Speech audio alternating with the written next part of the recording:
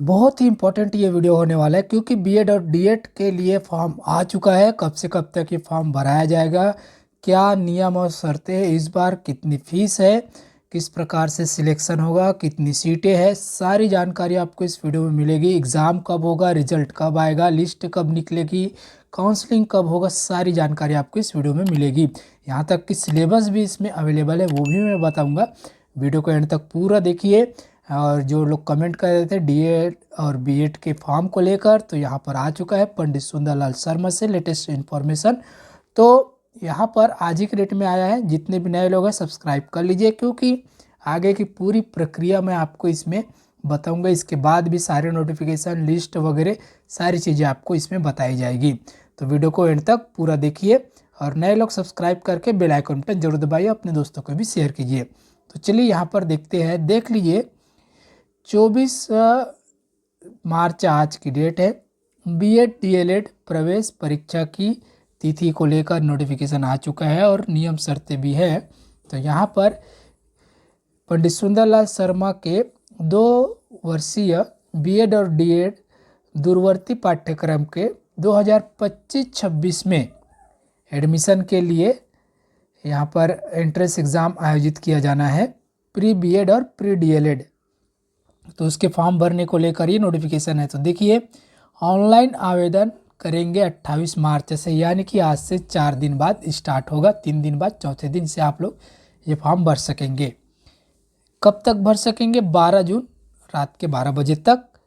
उसके बाद मान लेते हैं उसमें कुछ गलती हो गया फॉर्म में, तो 100 रुपये शुल्क के साथ 13 जून से 15 जून तक उसको सुधार करने के लिए समय दिया जाएगा।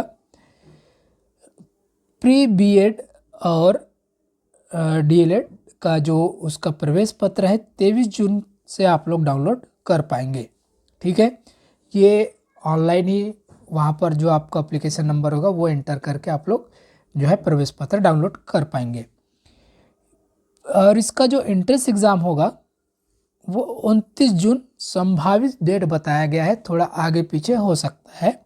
ठीक है, तो 29 जून संभावित डेट है, यानी जून महीने के लास्ट डेट में, यानी जुलाई में भी हो सकता है। 2 दिन बाद जुलाई लगे जाएगा तो जून या जुलाई में होगा, क्योंकि जुलाई के आगे तो नहीं जाएगा ये, क्योंकि जून का लास्ट 29 दे दिया है, तो जुलाई जा सकता है 1-2 दिन आगे पीछे। ठीक है, मॉडल आंसर उसी दिन 29 जून को ही रात को 12 बजे, जिस दिन पेपर होगा उसी दिन नाइट में ये जो है मॉडल आंसर आएगा। अब उस दिन नहीं आएगा तो अगले दिन जरूर आ जाएगा। मॉडल आंसर पर दावा आपत्ति आप लोग कर पाएंगे। जैसे कि अगर 29 जून को आ जाता है तो दावा आपत्ति के लिए वहाँ पर 3 जुलाई यानी कि 4-5 दिन आपको दिया जाएगा। ठीक है, और परीक्षा कर दावा आपत्ति के बाद अंतिम सूची जो जारी होगी रिजल्ट, वो 7 जुलाई को संभावित है।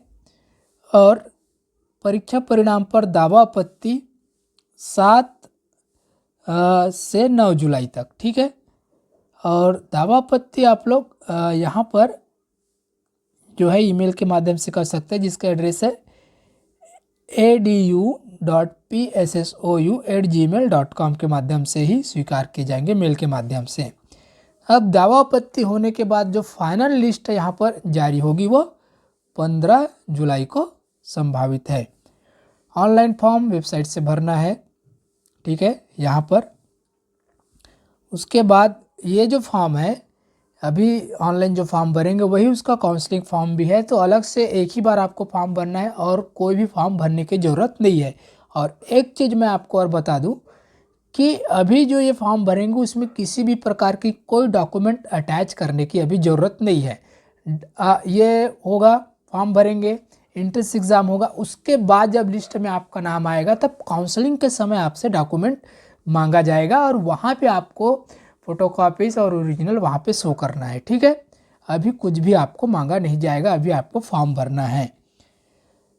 ये चीज़ आपको ध्यान में रखना है, अभी कोई भी डॉक्यूमेंट्स इसमें अटैच करने नहीं होते। अब देखिए, अब इसमें अगर मेरिट लिस्ट की बात करें तो जो नंबर है उसके हिसाब से मिलेंगे।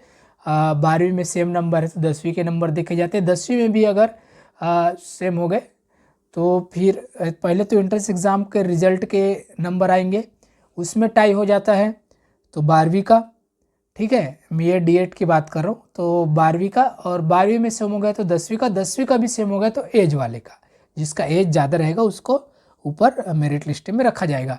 अगर बी एड की बात करें तो बी एड में यूजी, आपके यूजी पीजी का जो है वो मार्क्स देखा जाएगा। ठीक है, चलिए तो यहाँ पर जानकारी देख लेते हैं। तो यहाँ पर जो है 1,000 रुपये प्री बी एड प्रवेश परीक्षा के लिए और काउंसलिंग दोनों मिलाकर 1,000 रुपये रखा गया है ऑनलाइन। इसको भरेंगे फॉर्म भरते समय। छत्तीसगढ़ के बेरोजगार अभ्यर्थियों के लिए यहाँ शुल्क निःशुल्क है। ठीक है, तो छत्तीसगढ़ के बेरोजगार मतलब कोई ड्यूटी पे नहीं है अभी और वो भर रहे तो उनके लिए निःशुल्क है।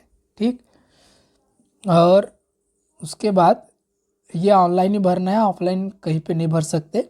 पात्रता की बात करें बीएड का, आप लोगों को पता ही है वैसे, तो जिसमें यूजी पीजी किया हो, यूजी या फिर पीजी, यूजी कंप्लीट है तो भी 50% अंक है आपके विज्ञान, सामाजिक विज्ञान, मानविकी में कम से कम 50%। अगर इंजीनियरिंग वाले जिसमें विज्ञान और गणित है तो उसमें 55% है। अनुसूचित जाति, अनुसूचित जनजाति, अन्य पिछड़ा वर्ग, विकलांग की स्थिति में 5% की छूट, और सभी जो महिला अभ्यर्थी उनको 5% की छूट रहेगी, यानी कि 45 तक चलेगा। ठीक है, उसके बाद इसके साथ ही अभ्यर्थी यदि सेवारत अध्यापक है, टीचर है, तो उसे प्रारंभिक शिक्षा में कोई पाठ्यक्रम यथा DElEd, DEd, BTI, BTC, DPI पूर्ण किया होता था छत्तीसगढ़ राज्य के विद्यालय में कार्यरत हो, अथवा यदि सेवारत अध्यापक नहीं है तो वहाँ राष्ट्रीय अध्यापक शिक्षा परिषद एनसीटीई द्वारा मान्यता प्राप्त नियमित रीति फेस टू फेस अध्यापक शिक्षा का कोई पाठ्यक्रम पूर्ण किया हो। और ये भी कि इस कार्यक्रम के आवेदन के समय अभ्यर्थी छत्तीसगढ़ शासन से मान्यता प्राप्त प्राथमिक, पूर्व माध्यमिक, माध्यमिक, उच्चतर माध्यमिक विद्यालय में पूर्णकालिक शिक्षक के रूप में कार्यरत होना अनिवार्य है।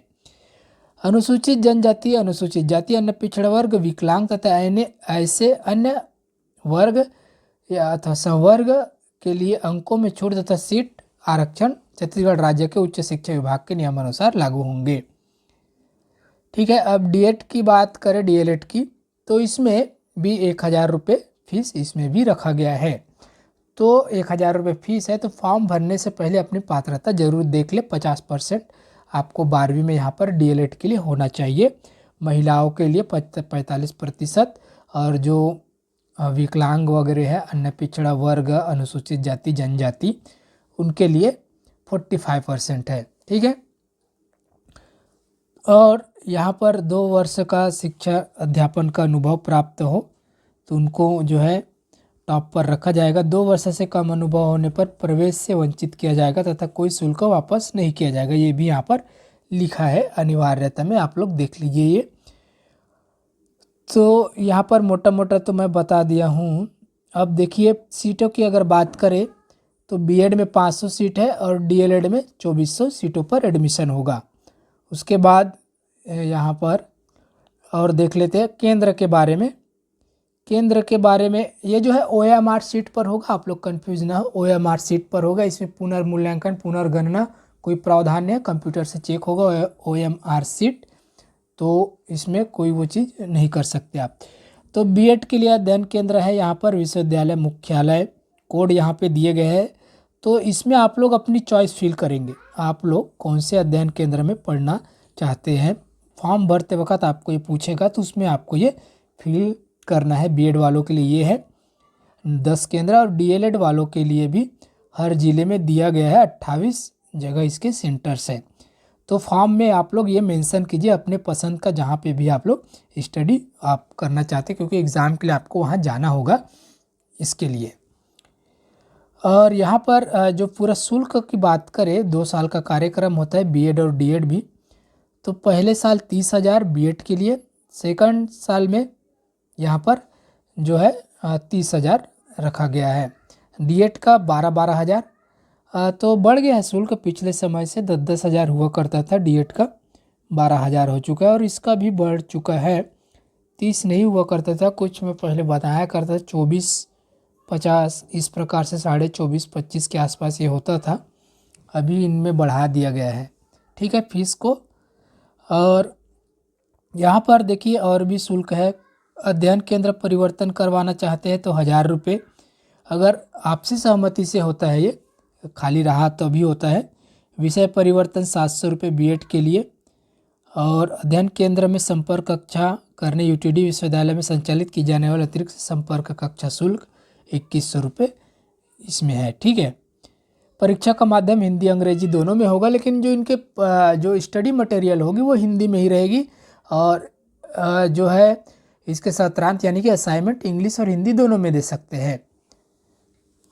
परीक्षा की कार्यक्रम जो है 2 साल का तो होता है रेगुलर में, लेकिन कुछ गैप करते हैं तो 4 साल के अंदर आपको कंप्लीट करना ही है। 4 साल के बाद इसका जो पंजीयन है ऑटोमेटिक समाप्त हो जाएगा। उसके बाद अगर आपको कर रहे हैं तो फिर से पंजीयन और फिर से फीस वगैरह सब आपको देने पड़ेंगे।